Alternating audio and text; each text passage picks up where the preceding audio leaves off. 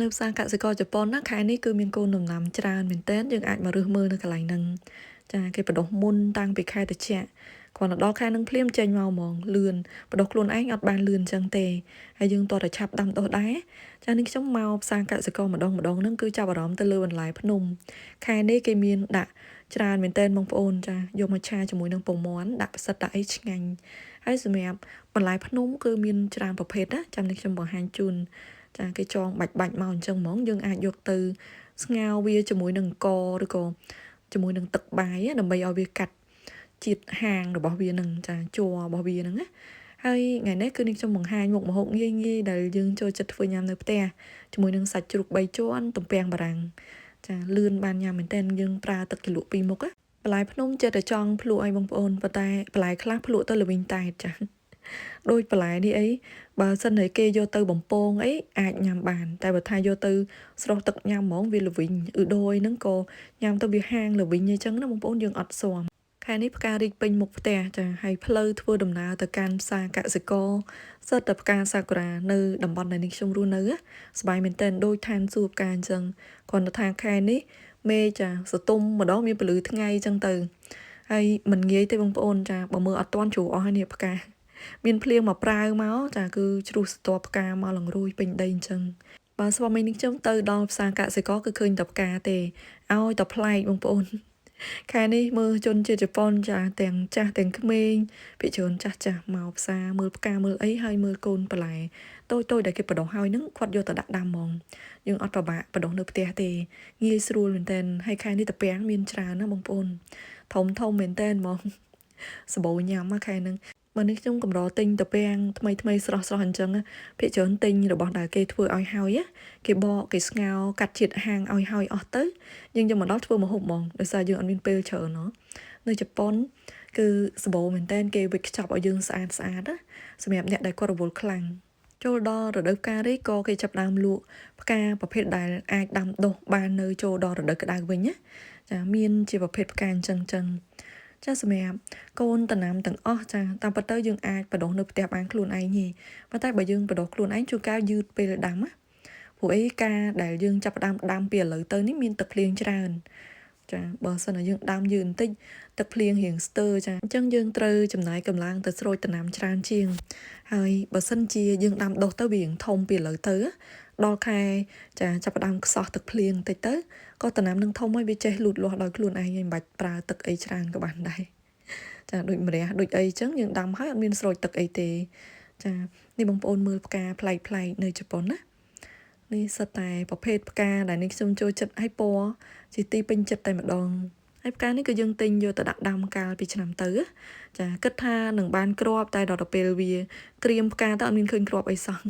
បើផ្កានេះវាមានមើមវាហើយវាមានជ្រុះគ្រាប់ចេញមកទៀតចាដាំតែម្ដងអញ្ចឹងទៅវាដុះមកទៀតហើយវាអាចនឹងជ្រុះគ្រាប់ទៅដុះមកថែមទៀតដែរចាស្រួលដាំមែនតើផ្កាប្រភេទអស់នេះក៏នឹងខ្ញុំចូលចិត្តដែរមើលទៅដូចជាកណ្ដឹងស្អាតមើលនៅក្នុងរឿងតុក្កតាចាឥឡូវគឺបានមករស់នៅជប៉ុនហ្នឹងគឺមកឃើញផ្ទាល់ចាស្អាតខ្លាំងមែនតើហ្មងពិភពផ្កាចាខាងនេះគឺកូនម្រះចាកូនរសក់យើងអត់ចង់ដាំច្រើនដែរបងប្អូនចាដាំតែបន្តិចទៅស្រួលសម្អាតសួនបន្លែហើយពូជបន្លែទាំងអស់នេះគឺបដិឡើងដោយជនជាតិជប៉ុនណាកសិករជប៉ុនគេមានឈ្មោះអ្នកបដិផ្សេងគ្នាចាហើយពូជបន្លែគេក៏ផ្សេងគ្នាប្លែកដែរចាមានពូជខ្លះទៅគឺខ្លាំងឈ្នះជាមួយនឹងជំងឺនឹងតែម្ដងទៅសក់អីគេសរសេរដាក់មកចាឈ្នះជំងឺហើយពូជខ្លះគឺជាពូជធម្មតាប៉ុន្តែដាំទៅគឺលឿនបានទទួលផលចាយើងអាចរើសបានអូច្រើនណាស់ពូជគេនៅជប៉ុននេះតសក់មើលទៅរូបរាងស្តៀងតែគ្នាទេប៉ុន្តែតាមពិតទៅគេមានពូជគេច្រើនណា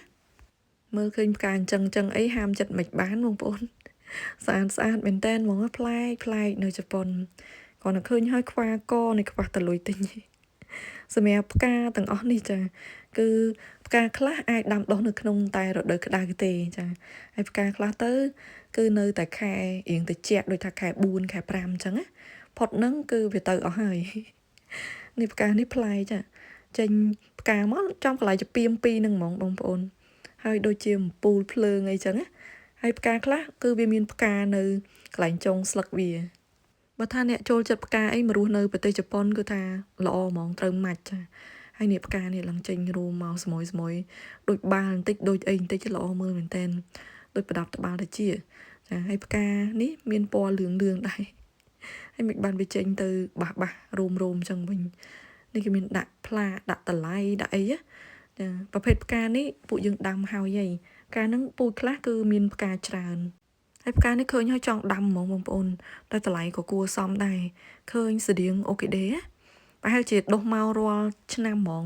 ផ្កាភាគច្រើនបើសិនជាយើងដាំតែម្ដងហើយដុះមកជាប្រចាំឆ្នាំគេដាក់តម្លៃរៀងថ្លៃនេះផ្កានេះប្លែកទេបងប្អូនឃើញហើយគួរឲ្យចាប់អារម្មណ៍ថតបង្ហាញជូនបងប្អូននេះផ្កានេះវិញអត់សូវមានពណ៌ស្រស់ទេតែរូបរាងដូចជាស្រមោចបន្តិចដូចអីបន្តិចចាដូចមេអំបៅដូចអីបងប្អូនឃើញគេដាក់តម្លៃមកគួរសមដែរចាអញ្ចឹងផ្កានេះអាចដុះមកឆ្នាំក្រោយទៀតណាឲ្យតែប្រភេទផ្កាមានមើមនៅខាងក្នុងអញ្ចឹងគឺវាដុះមកឆ្នាំក្រោយហើយវាប្រកែទ្រាំជាមួយត្រជាក់បានណាមើមខាងក្នុងដីហ្នឹងណាផ្កានេះនឹងខ្ញុំបានទិញយកទៅដាំនៅផ្ទះហើយ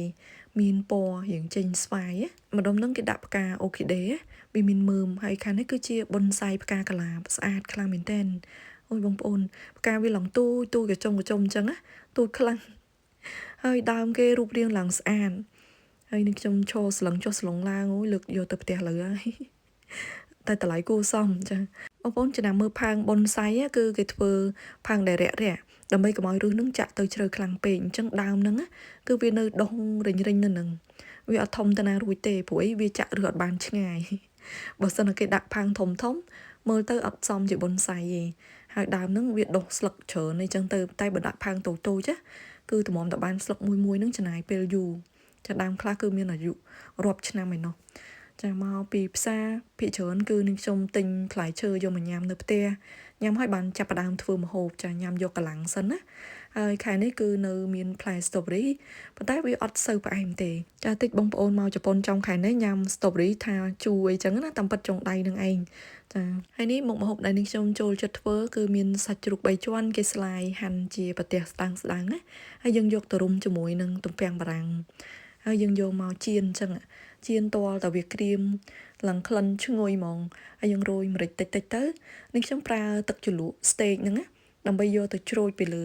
ហើយយើងប្រើទឹកជ្រលក់មួយនេះចានិយាយទៅពីមុខហ្នឹងណាចាដាក់ទៅឆ្ងាញ់ខ្លាំងមែនតើហ្មងហើយពេលខ្លះនេះខ្ញុំបន្ថែមប៊ឺបន្តិចទៀតដើម្បីឲ្យក្លិនកាន់តែឈ្ងុយតាមចំណូលចិត្តចាគ្រាន់តែធ្វើប៉ុណ្្នឹងហើយលើកដាក់ចានជាការស្រេច